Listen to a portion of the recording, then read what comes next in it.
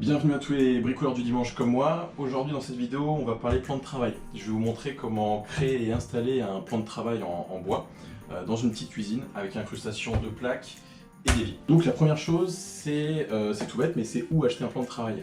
Alors les plans de travail vous allez l'acheter dans votre magasin d'outillage type Leroy Merlin, Bricorama, Castorama, un peu pour les trois plus connus. Donc les plans de travail, il y a plusieurs styles. Vous avez du bois, vous avez du mélaminé avec un stratifié par-dessus, vous avez de l'inox, vous avez du bambou.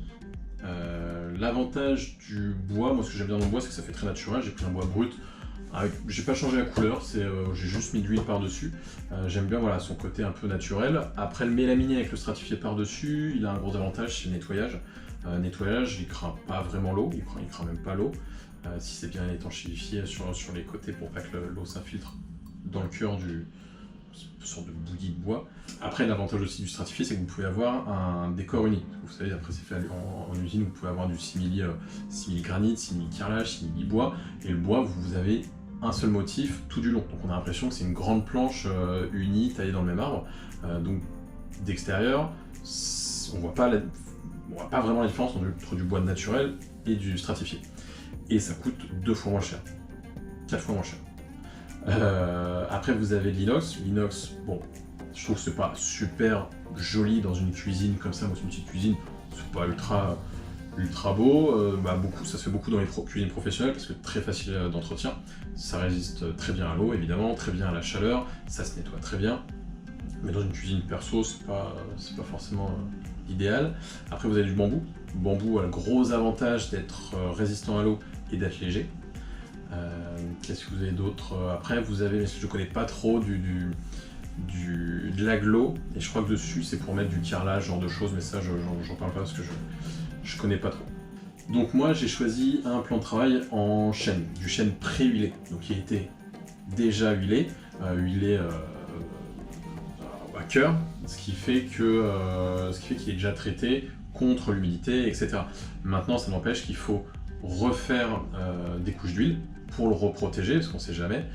Donc petit ponçage, réhuilage, on va voir ça dans la vidéo. Et après il y a un entretien quand même qui nécessite tous les 3 mois, tous les 6 mois après de le réhuiler. Alors pas forcément en dessous parce qu'on n'y a pas accès, mais au moins les parties visibles et accessibles aux mains, à l'humidité, à l'eau, à la chaleur, etc.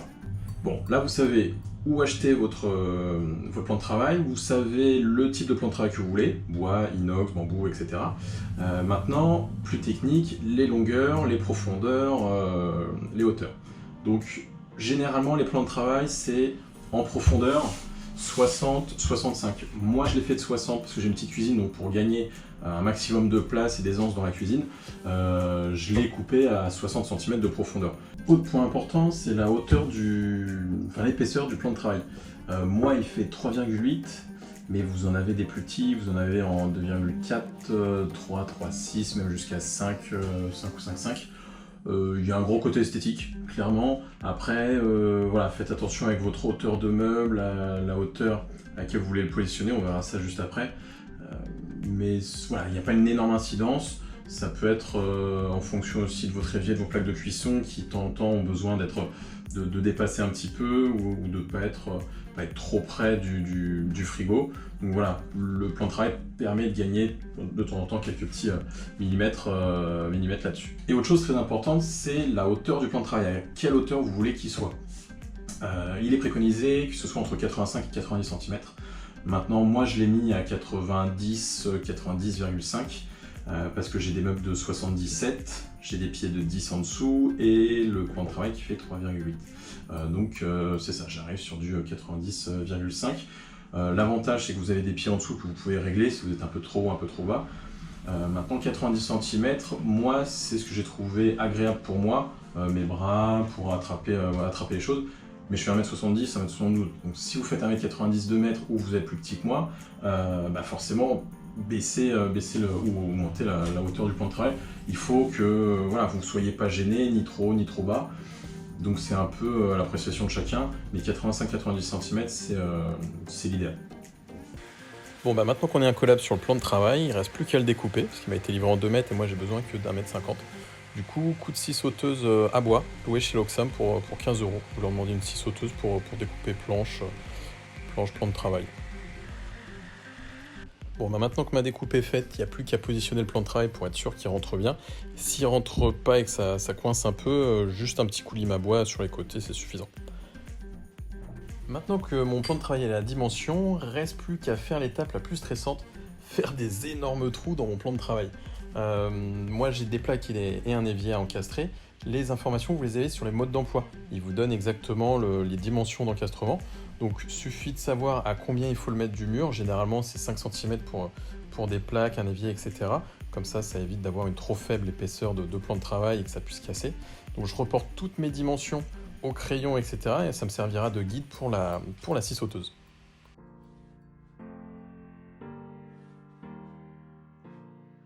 Bon bah voilà, mes tracés sont faits, donc il me reste plus qu'à faire la découpe à la scie sauteuse. Et je vais devoir faire des trous dans chaque angle, des trous d'1 cm de diamètre. Pourquoi? Parce que la lame de scie sauteuse devant passer dans un trou de 1 cm, je fais des carrés d'1 cm par 1 cm dans lequel je fais une croix. Et la croix en fait sera mon repère pour le forêt de 10. Et du coup je répète cette action dans chaque angle de mon évier et de mes plaques. Et après il ne me reste plus qu'à percer.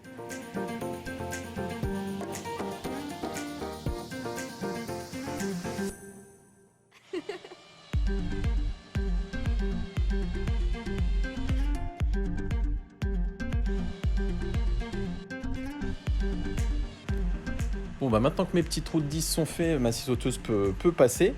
Donc voilà, posez-vous tranquillement, prenez du popcorn parce que vous avez à peu près 1 minute de vidéo accélérée d'un type qui va découper une planche. Bon, et petit conseil, contrairement à ce que je suis en train de faire, fixez bien votre plan de travail pour pas qu'il bouge de trop, parce que la scie sauteuse, quand ça bouge, c'est vraiment galère. Ça peut partir en zigzag et après, ça nécessite des grosses minutes de limage. Donc voilà, soyez bien stable. Faites aussi gaffe à la poussière de bois de scie sauteuse. Il n'y a rien de plus volatile, ça va se mettre partout, ça va se mettre dans les pièces. Moi qui suis en appartement, c'est un peu parti dans le salon, j'ai dû repasser un bon coup d'aspirateur partout. Donc voilà, essayez de protéger au mieux votre pièce, de bien fermer la porte, limite de calfeutrer un peu avec du scotch pour éviter d'en mettre partout. Maintenant que le plan de travail est découpé, avant de l'installer et de le fixer, je vais l'huiler. Je vais faire 2 couches d'huile. Ce qu'il faut toujours, c'est le poncer légèrement. Là, j'ai un papier de 320, 500, pas trop fin parce que sinon ça sera trop léger. Il faut quand même que ça puisse accrocher l'huile. Du coup, je ponce sur toutes les tranches, belles et même celles qui ont été coupées. Comme ça, l'huile s'imprégnera vraiment partout parce que comme il y a un petit traitement déjà sur le bois quand il est livré, quand il est vendu, on enlève très finement cette couche avec le papier de verre et on réhuile tout ça.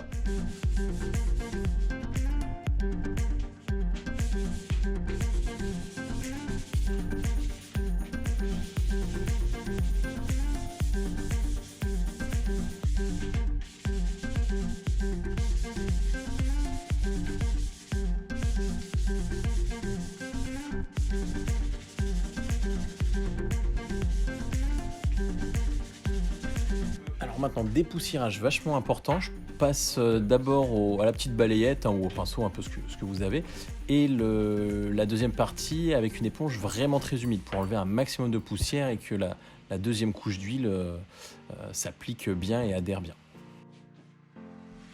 Voilà, plus de poussière sur le plan de travail, légèrement poncé, on va pouvoir attaquer la première couche d'huile. Pour l'huile, moi j'ai pris une incolore, donc ça veut dire qu'il n'y a pas de couleur, transparent total, mat. Donc parce que j'aimais bien la couleur d'origine du bois, j'avais pas l'envie particulière de le foncer, parce que sinon dans ce cas-là vous avez des lasures qui existent, vous pouvez le peindre aussi, mais moi j'ai décidé vraiment de le protéger juste avec une huile simple. Donc ça c'est l'huile, alors moi j'ai pris la V33, vous en avez pas mal d'autres différentes. Celle-là est bien, elle s'applique facilement, 8 heures je crois, ouais c'est ça, 8 heures de séchage entre chaque couche au pinceau. Alors prenez un pinceau standard, pinceau type lac, lasure, c'est suffisant. Vous trouverez ça, voilà, pareil chez Leroy Merlin Brico et compagnie. On secoue bien.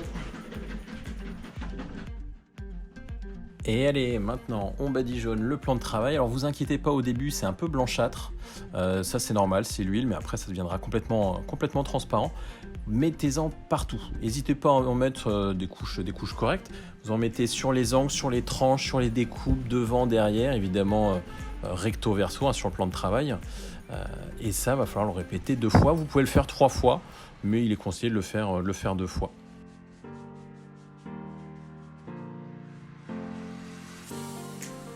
Du coup, pour la deuxième couche, comme pour la première, petit coup de papier foncé. Là, je passe à du 500, encore plus fin qu'hier. Toutes les couches, les tranches, les découpes, des 2 côtés, et on repart sur une deuxième couche d'huile.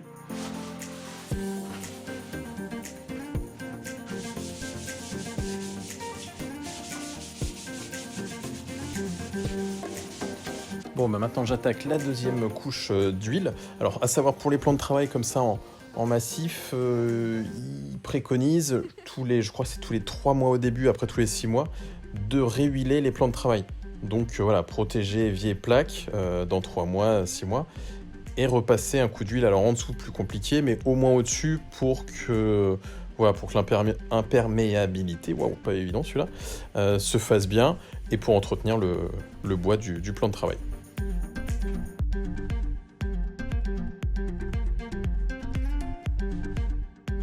Bon, bah, je suis content, mon plan de travail il rentre nickel. Bon, après, comme à droite, je vais avoir mon frigo qui va venir, il va pas être soutenu par en dessous. Donc là, je me trace des petits endroits pour mettre des équerres pour qu'ils soient maintenus, même si je vais pas mettre 300 kg sur mes plaques, parce que là, je vais avoir les plaques à droite au-dessus du frigo. Donc je vais mettre un tasseau dans le fond pour l'angle au fond à droite et 2 équerres pour maintenir le plan de travail.